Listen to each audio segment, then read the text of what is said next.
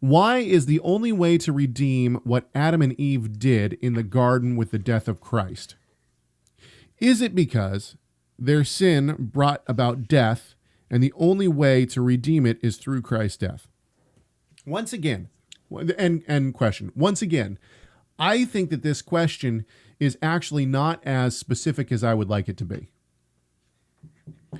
In other words, I'm not exactly sure what the question is. Now, Here's what I think the question is. Go for it. I can totally understand. You start reading the Bible. Let's say you don't know anything, but people are saying, read the Bible. Right. I've accepted Christ. Now I need to read the Bible. So I start reading, and I'm like, okay, God created the heavens and the earth. Okay, he created, and it kind of like built up. He put man. Okay, and then he put man in the garden, and then man sinned. And it's like, oh man, now there's curse in the world, right? And man is all this stuff. And then if I try to fast forward and I read like a passage like Romans 5 or something, or Romans 5 and 6, and then I'm like going back and I'm like trying to then, I might start thinking that Yeshua died to fix this problem. That, in other words, everything was going good. Boy, the first couple chapters of the Bible, everything's going good. And then all of a sudden, boom. And so I'm on this timeline of, oh, hey, great. And then all of a sudden, boom. And then I fast forward and I read a little bit of the New Testament. I'm like, oh, so Jesus came to fix this problem. Okay. Right? But I don't see necessarily, now I would expand that. But let me just finish. So the question is, well, maybe was that the only way that God could fix the fall, or were there no other options? And if it is, if Christ's death is the only option, why is that the only option to fix? And so what happens is it frames the question, and this might be what I'm talking about might be a different way of describing what you're going to say.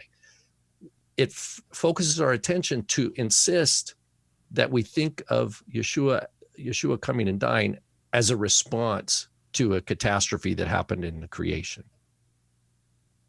And then all of a sudden you're trying to equate death for death. Is it like, what's the math, right? What's the math behind this? And I think that we miss so much when we try to frame it that way. I think N.T. Wright says this the best in his book on the day the revolution began. Now, I don't agree with N.T. Wright on everything, I especially don't agree with N.T. Wright on everything.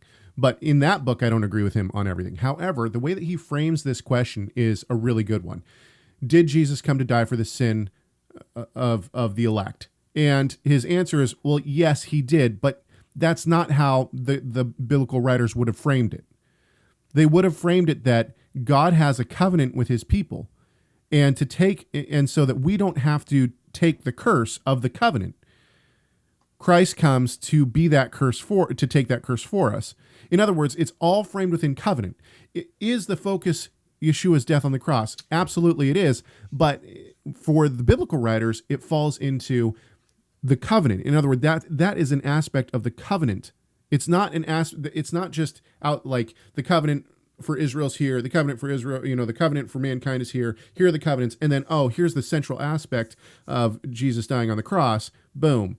And that's what we should focus on. No, it's that here's the covenant. And within that covenant structure, boom, in the center of it, here's Christ coming to earth and dying on the cross. He was going to be called Emmanuel before the creation of the world. Yeah, and Ephesians 1, he chose us in him before the foundation of the world, right? So we have to frame our reading of Genesis already with covenant, right? We're going to learn, but if you've never read the Bible before and you start reading Genesis, you're going to go, and then you're going to have, all of a sudden there's this guy, Avram, right, who gets renamed Abraham, and there's this covenant.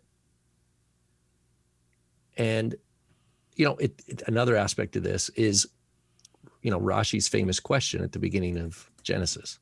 So in Rashi, he lived in the 1100s or whatever, 1000s, 11th century France. And he begins his Torah commentary. Why doesn't the Torah start with Exodus 12? This shall be the first of months for you and for the Pesach.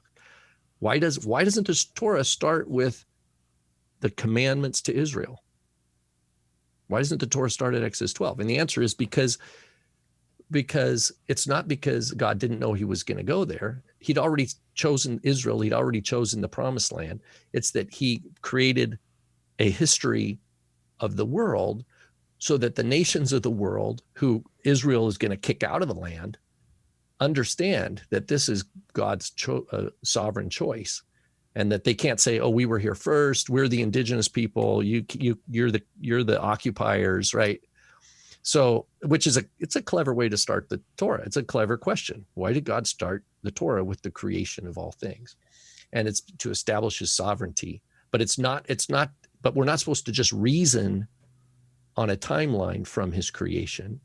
We must, we learn so clearly that it's about the covenant. Even in Jeremiah, we don't even have to go to the apostolic writings. Jeremiah says it's easier for the stars to fall from heaven, right? Or for the stars to go away and the heaven to disappear than my covenant with you to disappear. In other words, the reality of the physical universe itself is not as real. It sounds funny to put it that way, but it's not as solid and real as God's covenant with his people. Make sure to subscribe to our YouTube channel by clicking the subscribe button and check out more videos from Messiah Matters.